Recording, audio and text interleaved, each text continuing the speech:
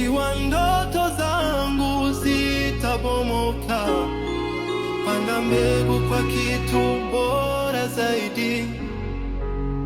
Mungu tafadhali, niweke mahali napohitaji kuwa. Mungu nikipotea njia, nitafute na kuniongoza. Nirudi nyumbani, naomba Baba.